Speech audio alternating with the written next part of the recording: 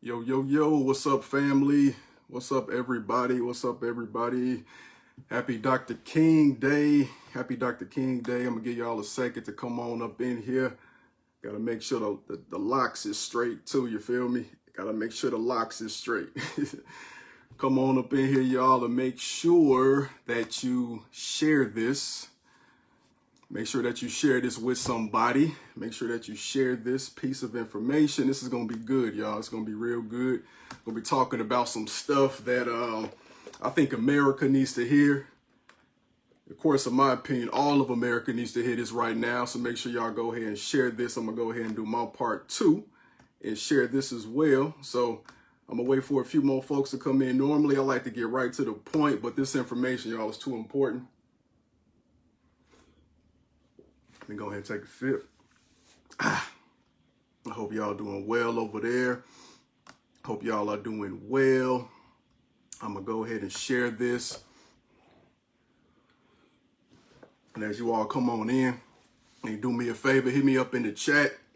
How y'all feeling today on a scale from 1 to 10? Let me know how we feeling today on a scale from 1 to 10. What's the vibe, y'all? What's the vibe? What's the vibe? Happy Monday. I got to say, it is great to be off. But we got work to do. We got a lot of work to do. So that's why we're having this conversation today. Share to a page. Let me know how y'all feeling today. Let me know how y'all feeling. This is on a scale from 1 to 10. How y'all feeling today? As we get ready to have a conversation about the great Dr. King. All right, Beatrice said 10, ready to learn. That's what's up. That's what's up. Shout out to you. Shout out to you. I'm glad we feeling great. Everybody else chime in. Let me know how y'all feeling today. Let me know how you feeling. Let me know how you feeling.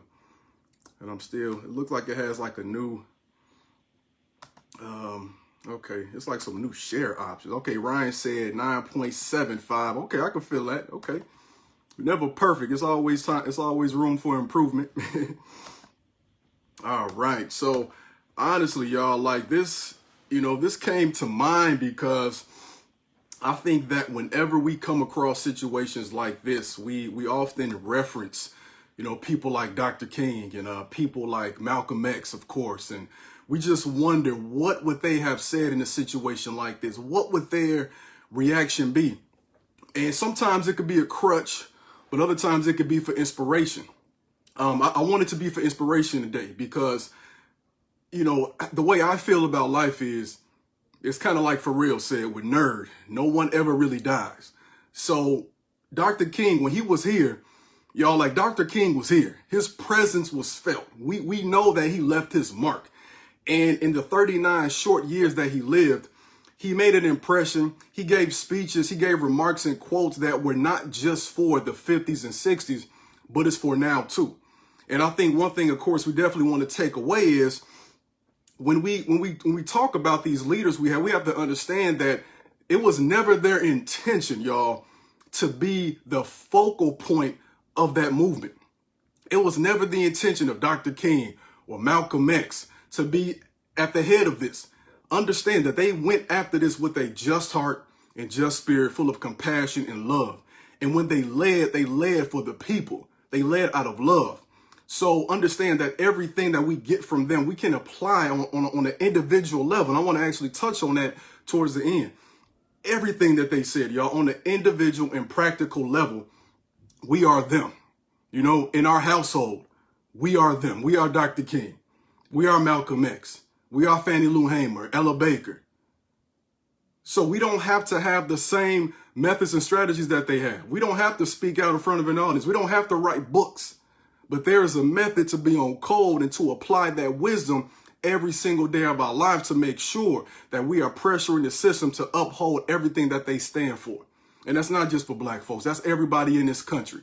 And to be 100% with y'all, man, it's like we can like Dr. King, if you truly think about who he was, he came to prominence, nearly 100 years after slavery so-called ended. He was speaking to a nation that was almost 200 years old, still very young. He was speaking for people who have been enslaved for over 300 years. He was a mirror to America. Dr. King at his best was a mirror to America, and he showed America, look, this is what you explicitly said. And I'm just telling you that, hold up. Dr. King was symbolic of an audit in the most peaceful way. He was an audit on the system. And as an audit on the system, he told people, he let them know, like, check this out. We ain't doing this right. And I'm going to give you a couple suggestions to work this out, because if you truly say you're about equality and justice for all and everybody's created equal, then you'll actually do this. He was that person that came from the outside, because that can truly only be uncovered by those who have been historically oppressed. That's the only way. You can only really hear how good or bad a teacher is from the student, right? And I'm not saying that the student is oppressed, but the student is in the subservient position. The student is receiving the knowledge. The student is beholden to the so-called superior, the teacher who supposedly has the knowledge. And it's not until you maybe get that survey later that you figure out, oh, snap, I didn't really do a good job, huh? America, he told you ain't have it right. And then what happened to him? He was assassinated. He was killed. He was murdered. And it's not just that. It was like the entire system. It wasn't, y'all, it wasn't just that the FBI was trying to just like take Malcolm X down because of his rhetoric. You know, they weren't just trying to take the Black Panthers down because of his rhetoric. They were also attempting to take down one of the most peaceful Americans ever in the history of this country. He is what America's supposed to be, what we strive to be. And they said, you're a threat. I was thinking about this morning. We're gonna get to all of this. I ain't even really start yet. But when we think about how the justice system is acting right now, you know, there were people who were committing acts of terror almost 2 weeks ago. Many of them, if they've gotten arrested, some bogus charges, they're already free again. Like the guy from Florida who took the podium from Nancy Pelosi's office, I believe, he's already free again. The officers who let them in, some of them just received suspensions. You feel what I'm saying? But yet and still, for everybody who fought for equity and justice throughout the history of this country, they were under constant surveillance. Dr. King, according to America's standards, y'all, was a criminal. Understand that. According to American standards, he was a criminal. But we cannot operate off American standards to truly achieve what we need to achieve as people in this country who believe in equity. I'm talking to all Americans right now. Everybody around whatever, people around the world too. If you share this enough, somebody from another country is watching it. We cannot have American ideals to reach the true promise of what America should be. Because when Dr. King came here and he spoke to us, he was speaking off of godly principles. But he was still speaking off what America said it was supposed to be. Right? What Dr. King was able to do so well was, I don't think people really understand his motives. It wasn't that Dr. King didn't want to hit somebody. Of course he did. A human being, if you're getting attacked, if you see people being the victim of brutality and racism, naturally you want to fight back. It's a natural instinct. But Dr. King said, for us, this is the best thing to do morally. And understand what Dr. King was doing, y'all, was not a means to an end. Just like anybody in this world, what it truly was somebody that was carrying the baton to the next generation. It did not end in 68. It did not end with the laws he passed, y'all. It was a continuation. And that's what we unfortunately got misunderstood. It wasn't supposed to end there. It was a continuation. Lucky for us and unluckily for us, we had somebody who was able to manifest his energy of service to the highest degree for at least 13 years of his life. And we thought, man, he did a great job. Give him a holiday. Let's move on. It's not enough. This is the same man who said his dream turned to a nightmare. 11 months before he was assassinated, his dream was a nightmare. He understood the power of the media, and the media distorted his image time and time again. If you really understood that text and what he said in I Have a Dream, it was not merely about that. It was about getting rid of the inequity that's in place. But getting back to what Dr. King was using to his advantage, he used nonviolence, y'all, to get across a message to the masses. Because understand, a part of the reason why black people have been hated so much in this country is because of propaganda. All right? Now, I'm not talking about fake news. I'm talking about propaganda. Propaganda, y'all. You have to understand that if we're saying that people are segregated, if they don't live around black people, then how in the world do they know how black people act? And how do they know that they should not like black people? How do they know they should be anti-black? It's the media. From the books that portray false images of what Africa was like, negating the fact that the ancient Greeks and Romans went to Africa to learn. They distorted the image of Africa. They distorted the image of black folks who were enslaved. Minstrel shows, right? Taking Harriet Beecher Stowe's book, Uncle Tom's Cabin, making it illegal to read in the South and redistributing it as a play to show Uncle Tom as a coon. The media is powerful. Malcolm X told you that too. Birth of a Nation distorted the image to make the KKK look like superheroes. How many KKK leaders have been assassinated, y'all? You understand? How many Ku Klux Klan, aka that means Circle of Brothers, have been assassinated by these United States of America? What does that say about what America stands for? So Dr. King knew, look, as we get to the 50s, guess what becomes a mainstay in every household? The television. See, we've been fighting for civil rights since we came here. Understand, Frederick Douglass was a civil rights leader. Harriet Tubman was a civil rights leader, y'all. They would just treat us like a human being.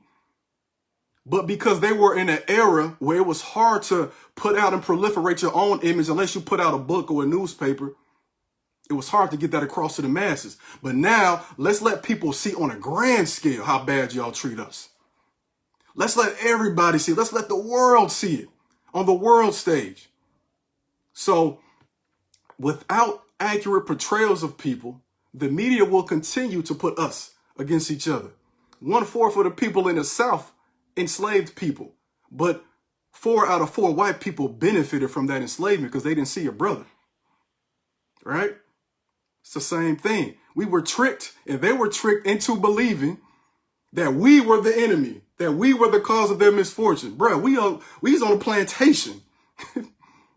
Who put you in this situation? So let's check this out, y'all. And I'm going to start with Trump's election in 2016. We're going to go to the present day and just apply some of the things that Dr. King said and why it matters to us. The election of 2016, Trump is elected, and so many people begin to be ashamed. But here's what you have to understand. People were not truly ashamed that Trump was racist, y'all. People were ashamed because Trump was outwardly racist, openly racist. It was not popular. It was not politically correct anymore after the 1960s to call a black person nigger. That was not popular. The treatment, though, was okay. But you could not say that. You have to substitute different words like thug and criminal, urban areas and crack mom and crack baby, different things like that, drug dealer. You had to substitute that.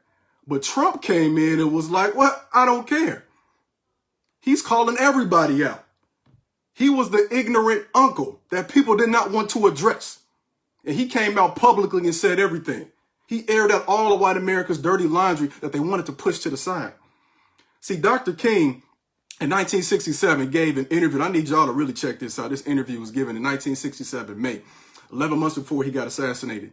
And he was talking to this reporter about how, he says, and I quote, people were reacting to Bull Connor and Jim Clark rather than acting in good faith for the realization for genuine equality.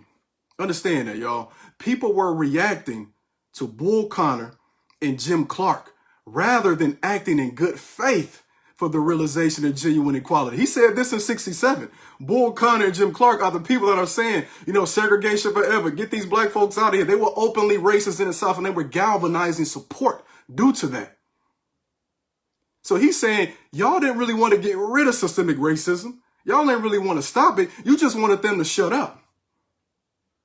And now where we at now, I got 10% left on this thing. Now where we're at now, y'all, is the fact that now Trump is leaving. It remains to be seen if that's going to be a peaceful departure. We saw what happened January 6th, right?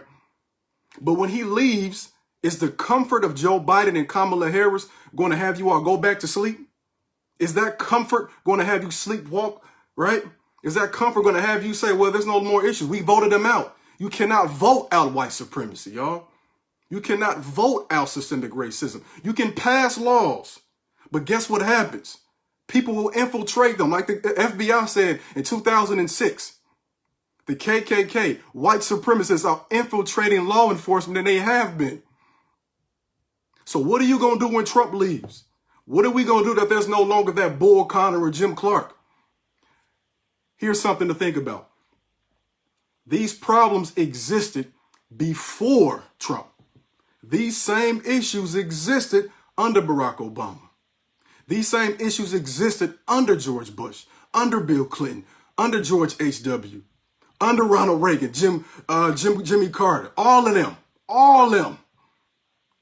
These problems existed then, but you know what now? Just like Dr. King used the media to his advantage, we're at a point in time, just like the 50s and 60s, where everybody got internet access. And if you didn't before, your school district probably gonna make sure you get access to it so you can log into your Zoom class, right? Subsequently, you're gonna have the internet for your phone. As a result, you're gonna see some stuff you ain't seen before. We are at that same time period. The 60s did not end. We're dealing with cycles. Like I said, Dr. King didn't really die. That was a cycle. We can all be him in different fragments. It was a cycle. Now we all see. So when Joe Biden takes office in a couple days and the same things happen more covertly, what will you do? Joe Biden ain't going to save us. Kamala ain't going to save us. They have an obligation to do something, though. Because this same person is somebody who said, black folks, you helped me out. Black woman, you did this. What are you going to do for us then? Because if you do for us explicitly, naturally, the rest of the country will begin to do better. And I'm not talking about rising tide lifting all ships. I'm saying explicitly for black folks who descend from slaves, descend from freed people, the ones who have been the subject of benign neglect, been ignored by every politician, whether black or white. What are we going to do then? What are we going to do? So for as we continue, y'all, make sure y'all share this. Also, too, I want to tell you this. I got this in the link. I'm giving away my book for free. Make sure y'all sign up at that link. First 75 people getting a free copy. I'm linking up with the University of St. Francis. We're giving out some free books. Get the information, get the knowledge. Now, check this out, y'all. Give me a 1 if you ever heard of Oscar Grant. Give me a 1 if you ever heard of Oscar Grant. And shout out to the Vitamix, too. I got a Vitamix for Christmas. It's the truth. I promise you. The best smoothie machine ever. I ain't getting paid to say this or nothing, but it's amazing. If you've ever heard of Oscar Grant. All right. So, Oscar Grant, around 2008, 2009. I was getting my degree. I was about to wrap it up the previous semester. And I can recall, y'all, I can recall waking up on New Year's Day, you know, around the same time, we're in January, and seeing this video. And this video showed a black man with his hands up. It seemed as if he was yelling at a cop and pointing, trying to, you know, direct his attention somewhere. All of a sudden, he gets slammed on the ground, and his cop gets on top of him. And this cop is, you know, screaming at him. Oscar Grant is screaming for his life. He puts his hand behind his back, and he takes out something, puts it to Oscar Grant's back. All of a sudden, pow! You see that, you just hear the pop, and you knew it wasn't a taser. Now, of course, Oscar Grant was murdered. He was killed, cold blood. And this individual, this officer, said that he thought he took out his taser. That's beside the point. I don't believe it. This man only served a few months in prison. The point I'm trying to make is that was my first time seeing something like that. For a lot of people, it would be George Floyd. You know, you had heard about what this system was like. You heard about what police brutality was like. I have been pulled over with my friends. I have been treated in nefarious ways. I have been treated with injustice, all of that stuff. But to see it, it impacted me in a great way and changed me forever. And I was already working on my degree in history with my minor in African American studies. But but when you see that trauma firsthand and you see yourself in that, it touches you in a way that you realize that, yo, like, that y'all see this. Because if this was an animal, the outrage, right? Is something going to be done? And that's around 2008, 2009. You know, and then you hear about, you know, Mike Brown, Trayvon Martin. You just keep hearing these names over and over. Rakia Boyd. Not everyone was recorded, but just the trauma. And I was galvanized even more into action because that could have been me. That could have been my student. Now let's go back to 1955. Again, y'all, the civil rights movement had always been going on. A. Philip Randolph in the 40s. Bayard Rustin with him in the 40s and in the 60s. Ida B. Wells. W.E.B. Du Bois. All of these folks have been fighting for this stuff. But with the media came a heightened awareness. In 2008 and 9, not everybody was on Facebook. This wasn't even really being shown on Facebook and Twitter. There's really no Instagram just like that. So in 1955, Emmett Till is murdered. And his mom makes this important decision to say, we have to put this in the newspaper. We have to put this in the Jet magazine so everybody can see it. So everybody can understand what's happening now. So that everybody will have proof that this is how they treat us. Understand that even before then, in other generations, white folks would lynch black people. Okay? 30,000 of them would gather on a Sunday after church. They'd bring their kids. They'd celebrate it. They'd pose for pictures. They were proliferated themselves. The evidence we have of what actually happened from that time came from white folks who indoctrinated their kids with that sociopathic behavior. But in that time, it was to say, look at us. This is what we do. This is what happened to you. But in the 50s, a new audience can see it. It's not just being mailed to your family members in the South or Florida, New York, whatever. Now everybody saw it. And like I did, I felt it. They felt it. They were galvanized. They were moved. And people used that motivation to say there are other movements we could bring attention to. Because, see, that happened in Mississippi. But then the Montgomery bus boycotts happened, too, in a completely different state. But now the awareness is on. Everybody's paying attention. What did Dr. King say about this after this time? He says the white man who lynched Negroes worshiped Christ. That jury in Mississippi, which a few days ago in the Emmett Till case, freed 2 white men from which might be considered one of the most brutal and inhumane crimes of the 20th century, worships Christ. The perpetrators of many of the greatest evils in our society worship Christ. This trouble is that all people, like the Pharisee, go to church regularly. They pay their tithes and offerings and observe religiously the various ceremonial requirements. The trouble with these people, however, is that they worship Christ emotionally and not morally. They cast his ethical and moral insights behind the gushing smoke of emotional adoration and ceremonial piety. Understand, y'all. I'm going to just paraphrase it for you. Dr. King was saying that the same folks that are claiming to be Christians or Christ-like, who can applaud this black man, black child being murdered, and be okay with him getting off, worship Christ, but not in the same way. What does that mean? It's used as a veil. It's a vehicle for something. It's a vehicle for comfort. It's a vehicle for white supremacy for some people. How is it that 2 people can pray to Jesus and get completely different results? How is it that Nat Turner can pray to God and Jesus and form the armed revolt, but the same people want to quell him and castrate him, skin him, and mail his body parts and hold on to his skull for nearly 200 years after?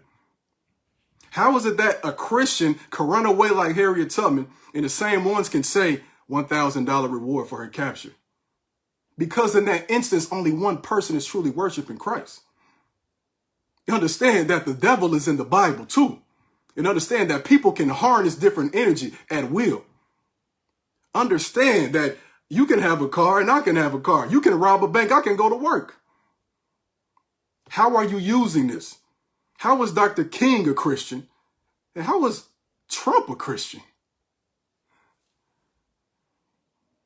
I'm saying it again. How is Dr. King a Christian? And how is Trump a Christian? As you study American history, you understand, y'all, that these things are used as vehicles. Capitalism is used as a vehicle for so-called white supremacy. Racism is used as a vehicle for that supremacy.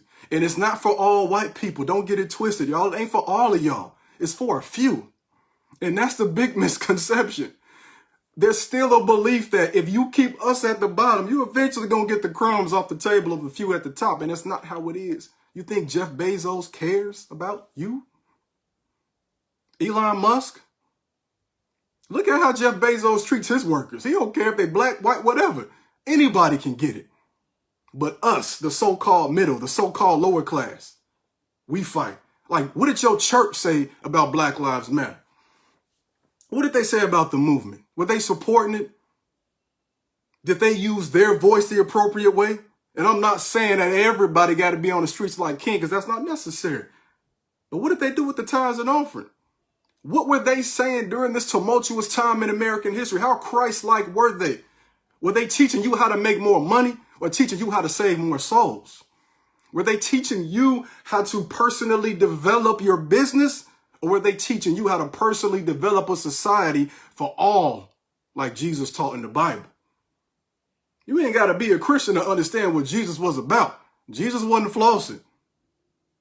My understanding is that Dr. King read the Bible and understand Dr. King didn't even really want to be a preacher at first. He didn't understand the Bible. He didn't think those teachings were actually practical. But he came around to it because he understood that was a great vehicle to use for justice. Because isn't that what Jesus was about in the Bible? Like, was Jesus hanging people and killing people, or was he saving people? Who hung Jesus? So now we at a point in time where we got to look at it. Is your preacher condoning the hanging of the new Christ? All right. Now listen, I'm not saying a human being is that person like the Christ, right? But we're made in the image if you read that, right? Is your preacher condoning the hanging of a Christ-like figure or a person who subscribes to Christianity? Or are they yelling at him saying, bring him down, take it down, take him down? Did your pastor condone what happened January 6th? Or did they condemn it? Don't let people use this book like they've been using it the past 500, 6,000, whatever years for their own agendas. Come out and say who you are. I'm talking black church, white church, everybody. As many churches as we got. Now I know we in the black church, we got churches on every corner, right? And yeah, we should be helping everybody, right? But there are way more white churches, way more huge white churches. What are they doing? Are they out here like Father Flager? Yes or no? And understand too, with this movement, with Emmett Till, how that galvanized people, you're able to get work done because the spotlight is on. It's saying, now that you see what's going on, let's focus on that and everything else. Lynchings did not begin to decrease simply because of that era. You have Ida B. Wells. You have many people years before then. So some of the things you do now, we might not be able to benefit from for 50, 60 years. But they took advantage of that moment in a great way to form the Montgomery bus boycott, right? Just now in Illinois a week ago, there was a bill that might get passed by Governor Pritzker any day now called the Breathe Act. HB, I can't think of the number, but it's calling for more police accountability. And who hates it? A lot of police unions, a lot of people who so-called support policing, but did not support they didn't really have an issue with what happened on January 6th, right? This Breathe Act that calls for police accountability, shout out to Equity and Transformation for helping write that. This wouldn't happen if not for what happened with George Floyd. But understand, George Floyd always happens. It just got broadcasted to everybody. Media exposure. You can no longer hide from it. Everybody knows that name now. It would be times when you could probably go to work after what happened to Eric Garner or Tamir Rice, and some people wouldn't really know what you're talking about. But now everybody knows the name of Breonna Taylor, George Floyd, Ahmaud. Don't forget about Ahmaud Arbery. What happened there? These same situations. Jacob Blake, who survived, officer, did not get charged. A few days before what happened January 6th. Don't forget about this, y'all. We still see it. All right. And now because of what was happening with Emmett Till, 1955, because of what was happening with George Floyd, 2020, people are angry. People are frustrated. People are crying in the streets. They're protesting. Some of them get violent. You know? And then, of course, there's always going to be that detractor that says, oh, what about black on black crime? I know you heard it. Give me a one if y'all ever heard somebody say that before. What about black on black crime? Like, I got a whole chapter in my book about white on black crime. We never talk about that. I mean, it's just like we just came in, we just fast forward to start shooting. Like, you think it just happened that way? We are the we are the production of like the outgrowth of that violence. But anyway, what about black on black crime?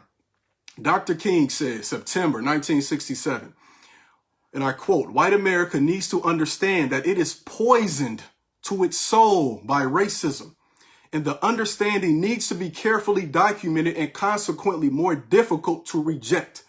The present crisis arises because although it is historically imperative that our society take the next step to equality, we find ourselves psychologically and socially imprisoned. All too many white Americans are horrified, not with the conditions of Negro life, but with the product of these conditions, the Negro himself." Understand, you're not disgusted by the hoods. You're not disgusted that 98% of white Americans were able to get loans when we couldn't from the 1940s. You're not disgusted with the fact that we never received the reparations package. You're not disgusted by crack being purposely placed in our hood. Netflix has a great new documentary, y'all, by the way, on crack. Check that out. You're disgusted that because of all of this, eventually some of us react with violence in our community because we don't have a lot. There ain't nothing. It's not a lot. Like, if you go through Chicago, y'all, like, I really want you to, like, for my folks that might be living in the Will County area, I really want you to, like, go down the 80, then the 57 to the 94. Don't take the 55. I want you to really look at the hoods. Like, for real, I want you to, not to just look and be like, oh my God, poor people. No, I want you to really see the result of America. I want you to really see what it's like. I want you to see the abandoned buildings. And for my folks in Joliet, you already know what it's like. New Costco, new Chick-fil-A. What about the East Side? The downtown gets built up in Chicago. What about the South Side? What about the West Side? Oh, but in the instance that we mad that y'all keep killing us and we burn down something because nobody ever gives us justice since 1619. Oh my God, they killing anything. Oh my, what is wrong with these people? Let's keep going. He says, white America is seeking to keep the walls of segregation substantially intact, while the evolution of society and the Negro's desperation is causing them to tremble. Still, right now, they tremble. I'm sorry, crumble. The white evolution of society, I'm sorry, I'm all over the place. The white majority, unprepared and unwilling to accept racial structural change, is resisting and producing chaos while complaining that if there were no chaos, orderly change would come. Let that breathe for a second. I'm going to say it again. The white majority, unprepared and unwilling to accept radical structural change, is resisting and producing chaos while complaining that if there were no chaos, orderly change would come. Understand what that is. Understand. You're blaming the drivers for the traffic, but look at the construction area, bruh. We're in the middle of a highway and one lane is open. We honking, we get into accidents, we mad because we can't get to work on time. And you're saying, man, if y'all would just calm down and drive slow, single file, one at a time, you wouldn't have these problems. But the construction site has been up constantly. You cannot take people from their homeland, mix them in with different ethnic groups, force them to work in perpetuity with no rights, rape their woman, hang them, kill them, dehumanize them, take their names away, take their culture away, rape again, right? The man and the woman, sell the kids, beat them in front of everybody, and then so-called free them with nothing. Nothing. And I'm not saying until nothing. 1968 did not produce reparations. 1968 produced, all right, we'll treat you civilly. A little bit. You understand what that means, y'all? You cannot say that we are chaotic when we, the 13%, are mere reactions of the chaos that you have purposely created for your benefit and your economic prosperity. That's what this is for. Let's be clear, y'all. America was created for white wealth, white refuge from trauma to create white wealth without a king and queen to take it away. Understand that? This is the purpose of America. But we, the people, using their words, we're changing that because you put it down there and we ain't going nowhere because we built this country too. I want to say it again.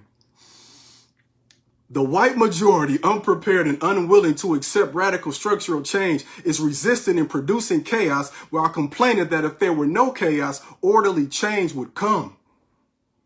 You want your students to sit still in class and stop acting a fool. They ain't had no food all day. Right? You want your kids to sit down in class and stop acting a fool and they ain't had no food all day. What you expect? We know Maslow's hierarchy of needs. You've seen it. If you don't have those basic needs met, if you ever looked at Maslow's hierarchy of needs, you can pull that up or whatever, look at it right now as I'm talking. But if we're talking about a whole group of people who have anything that look, y'all, I want y'all to understand this. Any right, or okay, right, whatever that's called, rights that we have in this country has come because people have died for it. You understand? I mean, people have risked their life for the bare minimum that American society has guaranteed for white people. You understand what that means, right? Like black folks are the reason a democracy exists in this country. Let it breathe for a second. Let it breathe for a second. The reason that a democracy exists, because everybody who came after was able to benefit from it. These rights did not exist for poor white people. Voting was for wealthy white folks, males who owned land. We said no. I understand there were lots of people who aligned with us. There are a lot of allies out there who knew this one right, and they helped out too. So you cannot produce chaos, put somebody in chaos, and then when they begin to reflect what you taught them, because they don't have access to the same knowledge and avenues you do, you can't say it's a problem then. How dare they? How dare you call those people and call us criminals and thugs when we are the targets and reaction of criminality and thuggish behavior? Right? Dr. King was a reflection. Tupac was a reflection. The hate you give little infants, right? I mean, come on, thug life for a reason. These people are showing you, look, America, and America's like, no. And I say the vast majority, meaning the vast majority, my headphones just cut off, so hopefully y'all can still hear me well. But meaning that the vast majority are either complicit with it explicitly or so-called neutral. Because if you're neutral, it's just as bad. You're just as bad. Understand that. You're just as bad. Let's keep it going, y'all. Make sure y'all share this. Share this. Go ahead and share this, y'all. So we just got finished talking about what King would have said to people who talk about black on black crime, right? Now let's look at the next election. So 2020, okay? So we talked about what his reaction would have been to 2016. His reaction to 2016 would have been, okay, y'all only care about Trump now because, because of what he's saying. You only care about racism now because of how explicit he is. But the 2020 election comes, all right? The 2020 election comes and people in some ways are satisfied because, yeah, we got the guy out the office. Cool, whatever. Now, what would King say? Now, we can actually pull this from the I Have a Dream speech, all right? Now, peep game. He says, we can never be satisfied as long as the Negro is the victim of the unspeakable horrors of police brutality. We can never be satisfied as long as our bodies, heavy with the fatigue of travel, cannot gain lodging in the motels of the highways and the hotels of the cities. We cannot be satisfied as long as the Negro's basic mobility is from a smaller ghetto to a larger one. We can never be satisfied as long as our children are stripped of their adulthood and robbed of their dignity by signs stating for whites only. We cannot be satisfied as long as the Negro in Mississippi, check this out, cannot vote, and the Negro in New York believes he has nothing for which to vote, end quote. The most important part is the end.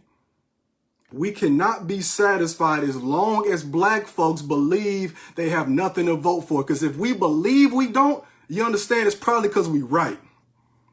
We ain't just coming up with this. We ain't just anxious and insecure for nothing. All of our present day insecurities and anxieties, y'all, have come from historical facts. You feel me? We ain't just saying, I don't believe this dude is gonna do anything for us. We've seen it happen. Every president from 1783, George Washington on. Understand, Abe Lincoln only did it because the Union was desperate. Abe Lincoln only did it because Frederick Douglass said, what are you doing? Do something. Shout out to Lincoln for being able to listen to people, though. He had an open mind. He listened. But understand that he was probably the only hope legislatively that we had to get explicit help, and he was assassinated. Who came after? The person we regard as the worst president ever, Andrew Johnson, who purposely, every piece of legislation that was for us, rejected. So if we believe that we don't have anything to vote for, prove me wrong. When have we had something to vote for? And you cannot give me the symbolicness of Obama and say that. Yeah, we expected it. But when I mean explicit, I mean in order for you to heal what somebody is going through, you have to pay close attention to that sore, that wound. You cannot apply bandages all over. If I am bleeding, don't put a Band-Aid on something that already healed. If I'm bleeding on my knee, don't put the Band-Aid on my left knee. Put it on the right. It's bleeding right now. The other scab is healed. We have sought ways to help other folks. In some ways we have, some ways we have not. Until we have something, do we have anything to, now we voted against, but did we vote for? Understand what I'm saying?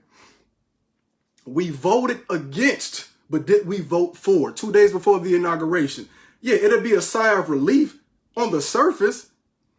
But do you think that the people across this country that are planning violent revolts right now and did that on January 6th are dead because Trump is dead?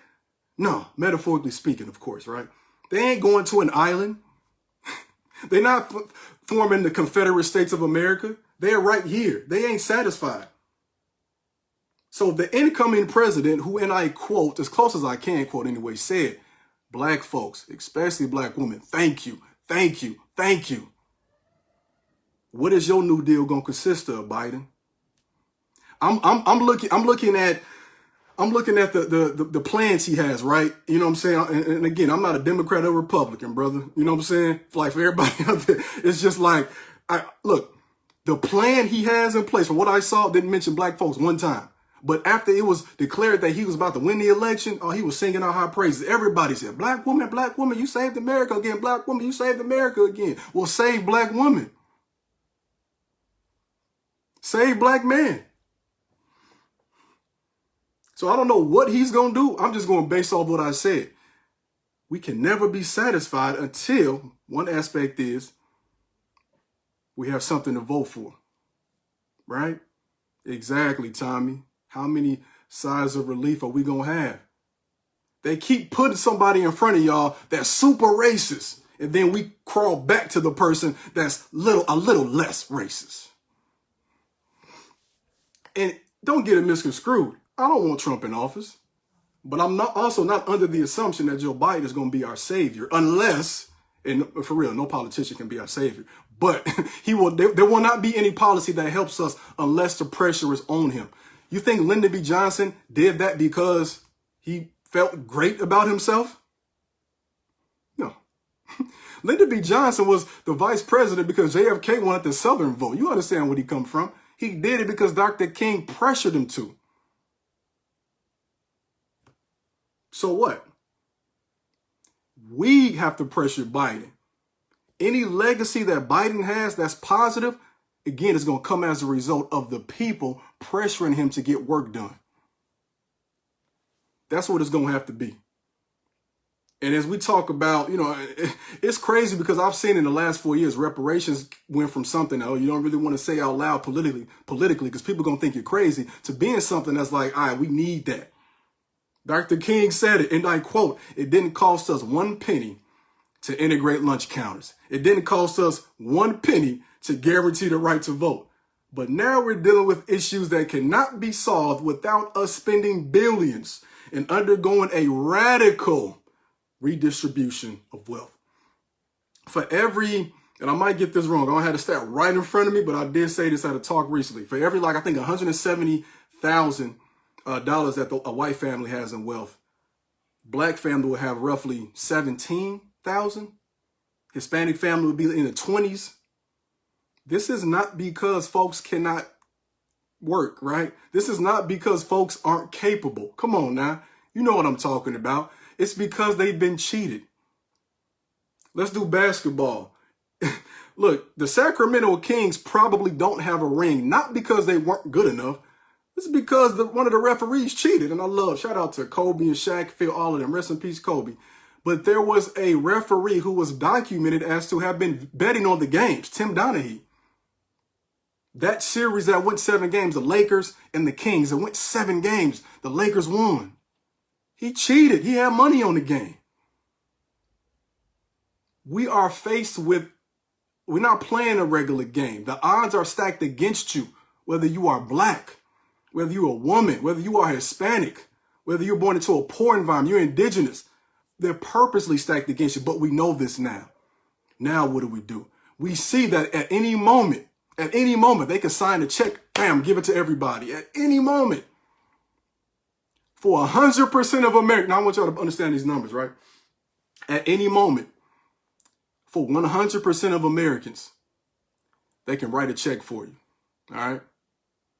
But at any moment, for 13% of the population, they can't. You hear what I just said? All right. At any moment, for 100% of the population, they can write a check. And we need it. I ain't saying we don't need it. We need it and deserve it. Way more than $600.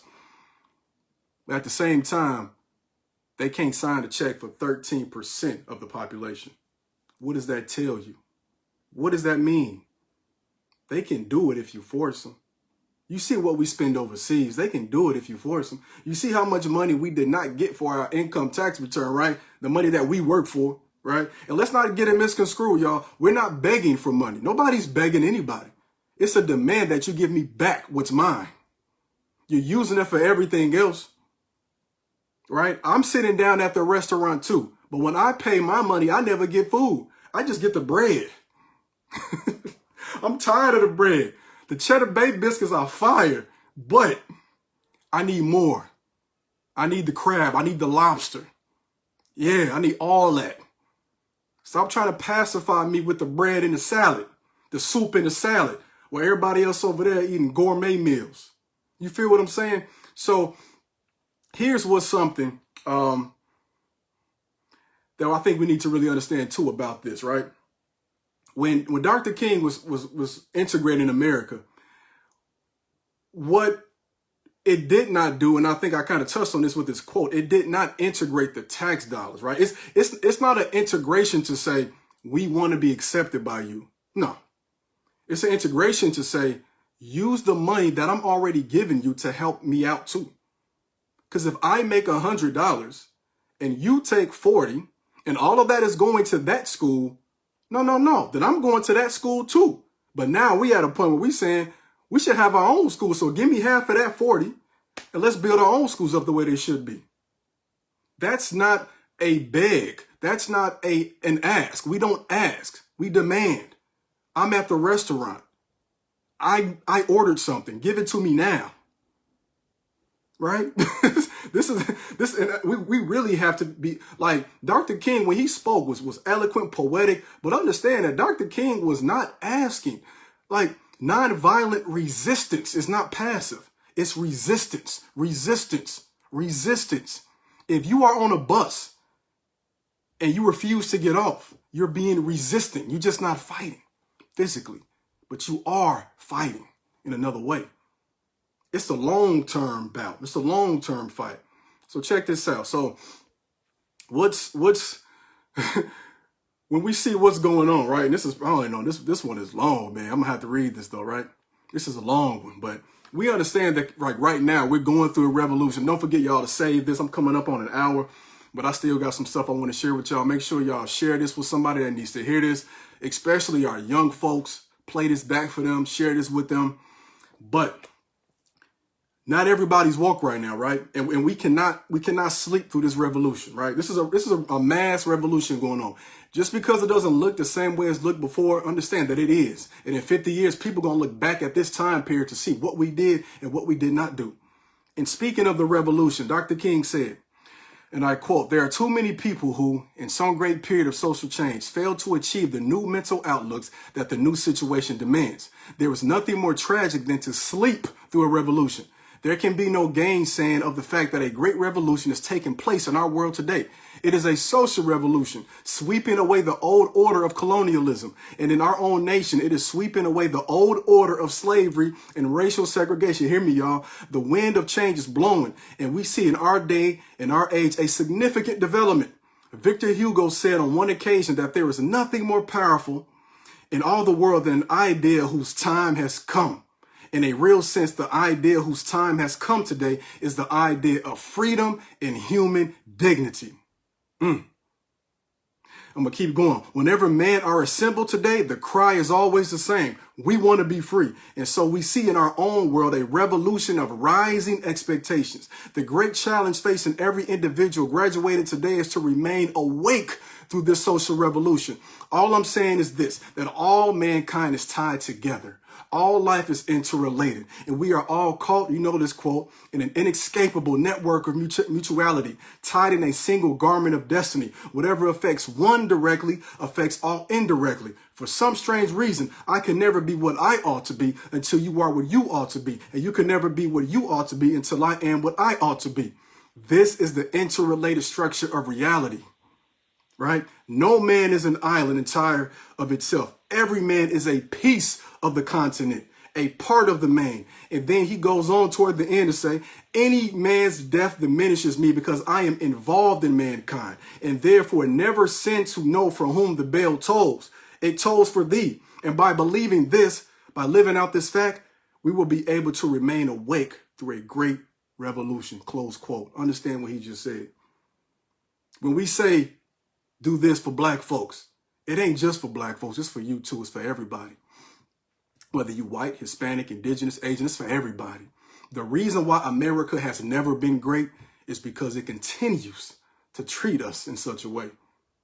You cannot have, understand y'all, you cannot have a great family if one of your kids ain't eating. Can you imagine that? You got a family, you got 4 kids. You feed everybody at the table except that one kid. And that one kid grows up angry, grows up ready to fight, grows up hating you, grows up despising you, runs away, then comes back, runs away, comes back.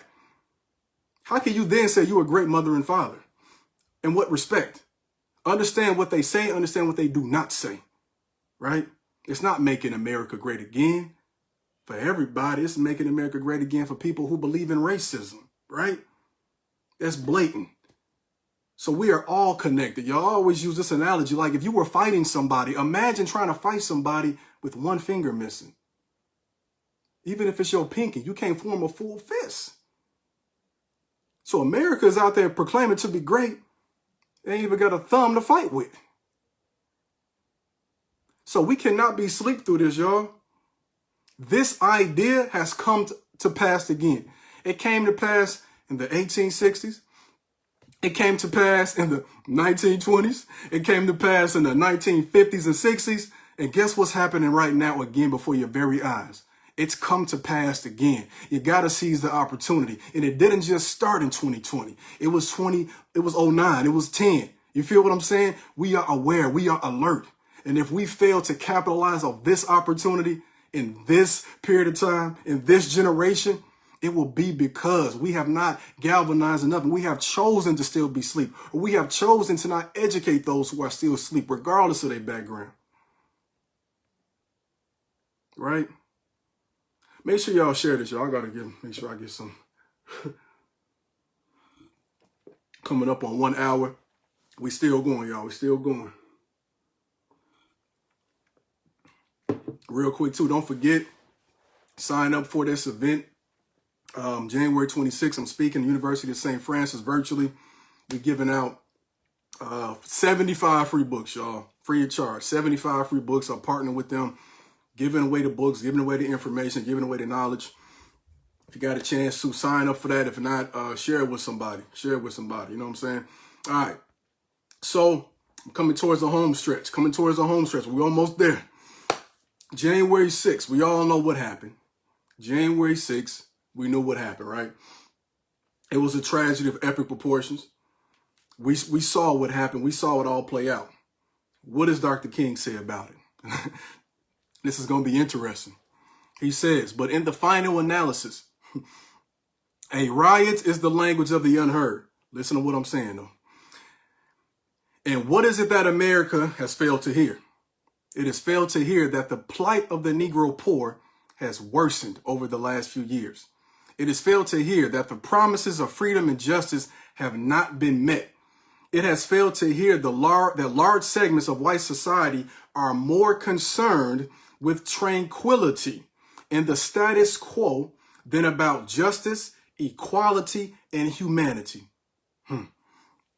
And so, in a real sense, our nation's summers of riots are caused by our nation's winters of delay. Woo.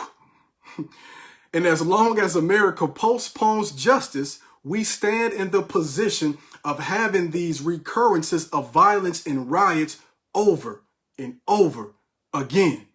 Peep game. You know, if you haven't seen it yet, somebody has distorted that quote to mean that Dr. King is pretty much saying what happened January 6th is okay because they unheard. That's not what he's talking about. He was speaking in 1967, 2 years after the Watts riots. Dr. King didn't necessarily like riots, but through his maturity, he understood why they happened. He wouldn't be out there doing it himself, but he understood that if you produce these conditions of chaos and you keep adding more chaos, you cannot be surprised then when people react with chaos within that environment, right? What you saw on January 6th is an outgrowth of the portion, not all, but the portion of white society that is more concerned about their tranquility and status quo.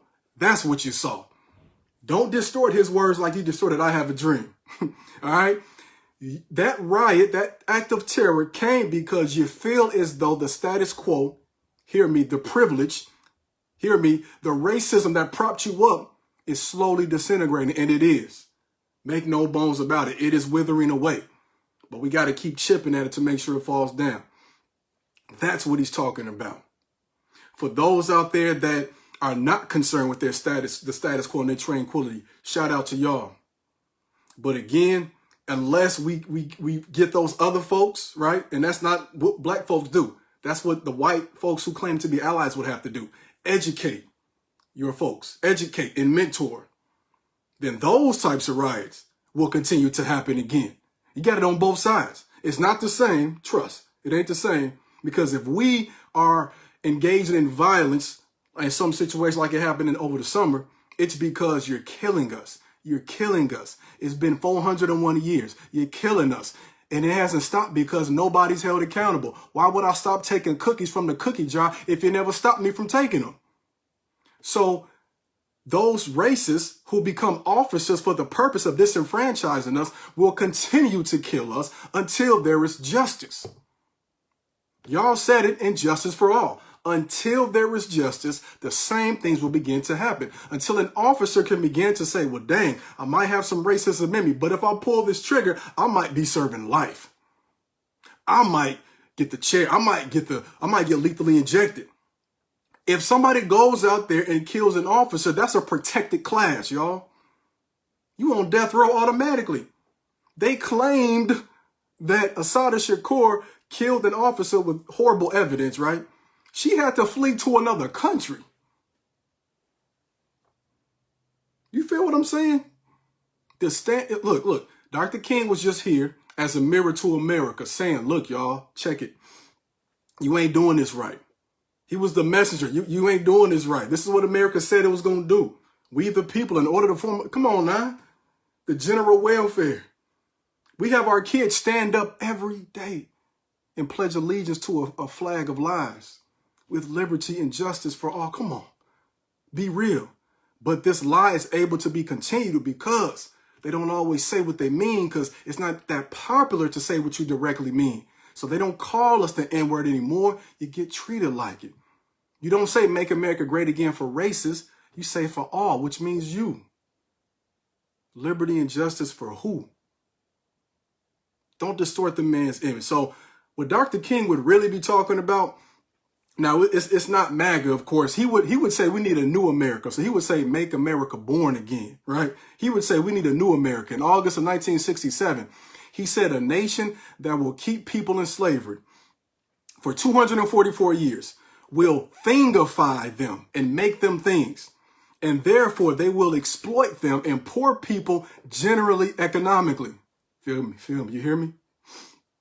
And a nation that will exploit economically will have to have foreign investments and everything else, and it will have to use its military might to protect them. All of these problems are tied together. What I'm saying today is that we must go from this convention and say, America, you must be born again. Dr. King was talking about the military-industrial complex. One thing, y'all, that you have not heard about that much over the past 4 years is our military presence. Okay? Give me a one, y'all, if you would say that what happened abroad during Trump's term was just as prominent as what happened racially. Give me a two if you would agree that everything that was discussed with Trump was about what he said racially. Okay, so give me a one if you would say they talked about what he was doing overseas.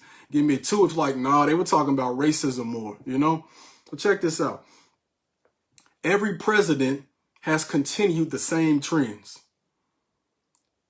We have only not been involved in wars or occupying other countries, y'all, for like, I think it's less than 5% of this nation's existence. I think about 7 years. What they do abroad, they eventually do to us here. The tools they first use abroad become tools they use against us here. Excuse me. And in fact, foreigners are oftentimes tested on so that they can see what will work in urban environments here. Hear me out. The same things they were doing to the Vietnamese people, right? It's the same thing they were doing to us already, really. The same military equipment they used over there is now the same military equipment that your police station has. If police officers are here to serve and protect, why does it look like they're going to war? Who are they going to war with? They most certainly were not going to war with the individuals who were at the Capitol building on January 6th. Who are they going to war with, y'all? Ezekiel said it, yeah, more than $70 billion spent on national defense. Come on, what? Who's coming to attack us? The problem is homegrown. The terrorism is homegrown, and it always has been. Again, going back to a previous question, how many KKK members have been assassinated by this U.S. government? How many of them have been infiltrated? How many of their organizations have been disbanded by the FBI or the government? Then who has been the enemy to the government then? Those of us who are saying, do what you're supposed to do the correct way. You know, everybody wants to hear praise, but nobody wants the constructive criticism. Dr. King gave America the constructive criticism. Malcolm X was like, look, I'm tired of the constructive. Let's get straight to the point. And I quote, he said, America, you must be born again. He says, we need a revolution of American ideals. What are some of those ideas, y'all? Hit me up in the comment section. What are some of these new American ideals we need to have? Because Dr. King is saying in 1967, America must be born again. But it's my opinion that it's true. It needs to be even in 2021. What are some of these American ideals that we need? He talks about racism, classism, militarism. He says we have to get rid of all of these. In this interview he gave with NBC in 1967, they work together. If you truly eradicate what racism is about systemically, you get rid of the form of capitalism that we have here that upholds it, right? Right? He said that his American dream, his dream that he spoke about was turned into a nightmare. He said his optimism was superficial and it needed to be tempered with realism. when we make America born again, we need to temper it with realism. Understand that what we fight for now, what we fought for last year, what we continue to put forth our efforts to, might not conclude with this generation, just like it didn't conclude with him. We must be baton carriers. We must be train carts, right? Pass it to the next. Let them know what they need to work on after we still can't agree that Black Lives Matter. Understand? There are some people who still disagree with that. So there's work to do. But our dream, our optimism can't be superficial. The man said it himself. They're making him only about a dream. They're making him only about wanting to sit at a lunch table with different people. It ain't what that's about. He's saying, let us sit at the lunch table together, but we should all be able to afford the same things. I should not be eating the Cheddar Bay biscuits while you got the Red Lobster. You feel me? Going back to that point. All right. And just this last quote on this subject, it's so hard for us to undo some of these things, y'all, because in an essence, y'all, Americans have been bred for violence, for hatred. It's what we're taught. As above, so below. Like we fighting each other in the hood. They fighting each other at the Capitol. We fighting folks in other countries. Most of what everything has that America has gained has come due to violence. Excuse me. And not violence for equity. Right? So what's next, y'all? What's next? In closing, I'm about to wrap it up. What's next? What's next? So we can go to Dr. King for this. Some quotes that he said towards the end of his life and some that he said early. One quote he said is, true peace is not merely the absence of tension.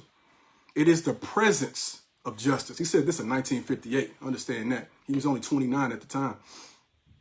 True peace is not merely the absence of tension. It is the presence of justice.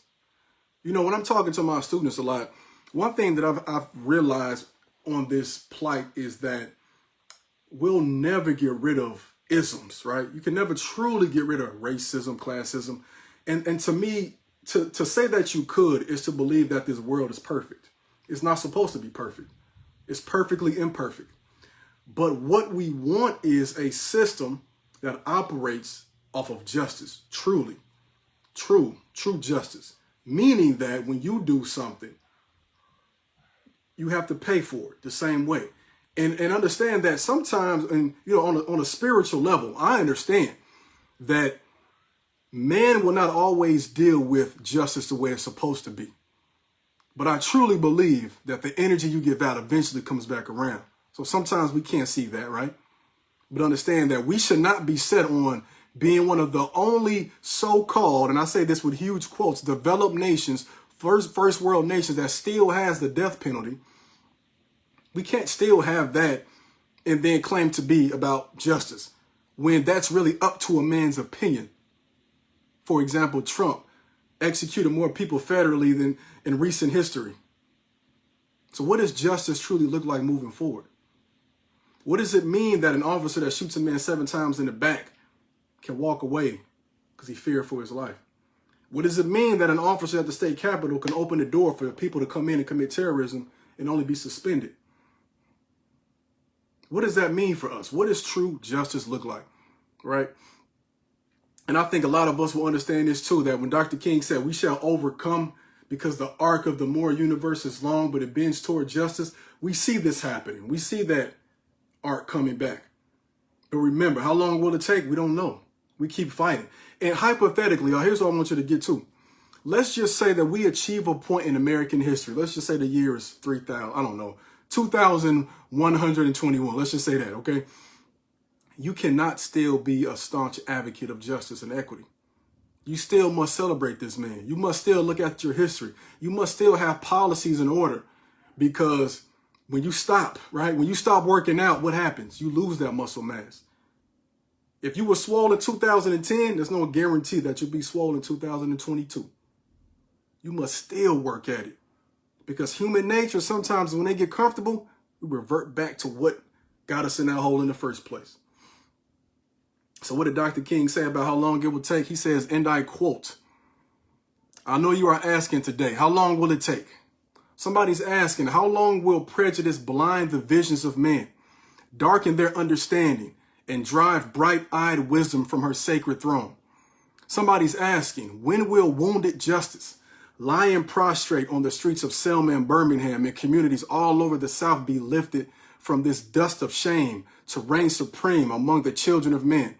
Somebody's asking, when will the radiant star of hope be plunged against the nocturnal bosom of this lonely night, plucked from the weary souls with chains of fear and the menaces of death? How long will justice be crucified and truth buried? I come to say to you this afternoon, y'all, however difficult the moment, however frustrating the hour, it will not be long, because truth crushed to earth will rise again. And that's what Dr. King said, y'all, end quote. And in closing, if you can't fly, run. If you can't run, walk. If you can't walk, crawl. But by all means, keep it moving, keep it moving, keep it moving, keep it moving. We will get there, y'all. Appreciate y'all for tuning in. Make sure y'all sign up for that event, get your free book, and hopefully I will see y'all next Tuesday at the University of St. Francis. Peace and love to everybody out there that took the time to watch this. Black history saved my life.